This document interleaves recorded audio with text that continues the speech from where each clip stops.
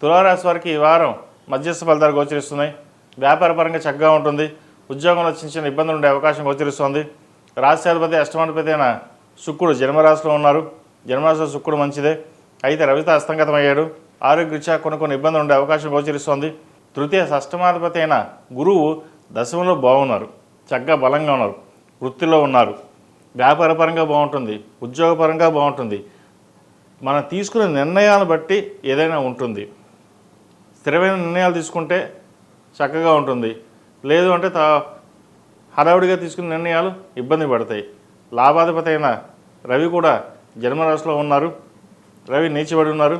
మీకు రావాల్సిన బెనిఫిట్స్ ఏవైతే ఉన్నాయో అవి వచ్చే అవకాశాలు కంపల్సరీ వస్తాయి. కానీ ఆ వచ్చిన అవకాశాన్ని మనం ఉపయోగించుకోవడంలో ఉంటుంది. పాజిటివ్గా ఆలోచించుకుని ముందుకు వెళ్ళాలి. నెగిటివ్గా ఆలోచించుకుని వెళ్తున్నప్పుడు ఈ మధ్యలో అదృష్టం వచ్చినా కూడా దాన్ని నెగిటివ్గానే ఆలోచించుకుని వదిలేసే అవకాశాలు కూడా లేకపోలేదు. మీరు తీసుకున్న నిర్ణయాలు చక్కగా ఉంటాయి. అయితే అందరి సలహాలు సూచనలు కాకుండా స్థిరమైన నిర్ణయాలు తీసుకోండి. మంచి ఫలితాలు సంప్రాప్తిస్తాయి. ఇటు వ్యాపారంలోనూ ఉద్యోగంలోనూ మీ చేసే కార్యక్రమాల వల్ల 10 మంది మెచ్చుకోగలుగుతారు. వ్యాపార అభివృద్ధి కోసం చేసే ప్రయత్నాలు కలిసి వస్తాయి. ఉద్యోగంలో ప్రమోషన్ కోసం చేసే ప్రయత్నాలు ఏవైతే ఉన్నాయో వచ్చే అవకాశాలు కూడా లేకపోలేదు. వచ్చిన అవకాశాన్ని సద్వినియోగపరచుకోండి. ధనం అధికంగానే వస్తుంది. వచ్చిన ధనాన్ని సాధ్యమైనంత వరకు సేవింగ్స్ రూపేణా చేయండి. ఒకవేళ అప్పులు ఉంటే క్లియర్ చేయడం చెప్పదగిన సూచన. ఈ రాశి వారు జన్మించిన వారు విద్యార్థులకు కాలం అనుకూలంగా ఉంది.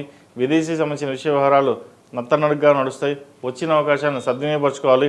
చదువు మీద శ్రద్ధ పెట్టడం చెప్పదగినది. 10 మందిలోనూ మనకు ఒక ర్యాంకు రావాలనే భావన కాకుండా మీకు మీరుగానే వెళ్తారు. మంచి ఫలితాలు సంపాదించగలుగుతారు. ప్రభుత్వ ఉద్యోగం కోసం చేసే ప్రయత్నాలు కలిసి వస్తాయి.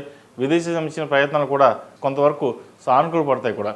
ఈ రాశిలో జన్మించిన స్త్రీలకు వృత్తి ఉద్యోగాల పరంగా అనుకూలమైన పరిస్థితి గోచరిస్తోంది. స్థిరమైన నిర్ణయాలు తీసుకుంటారు.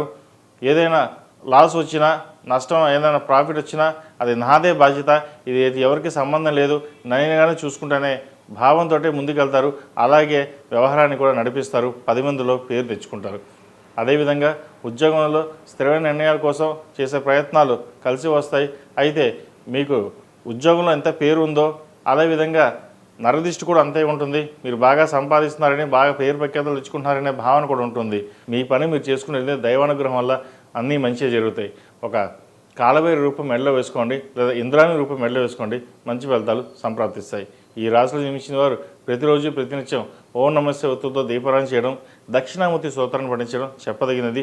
ఈ రాశిలో జన్మించిన వారికి కలిసి వచ్చే సంఖ్య 3, కలిసి వచ్చే రంగు గ్రీన్. ఏదైనా పని మీద బయటికి వెళ్ళినప్పుడు సోమవారం కానీ గురువారం అడిగిన వెళ్ళండి. మంచి ఫలితాలు సంప్రాప్తిస్తాయి.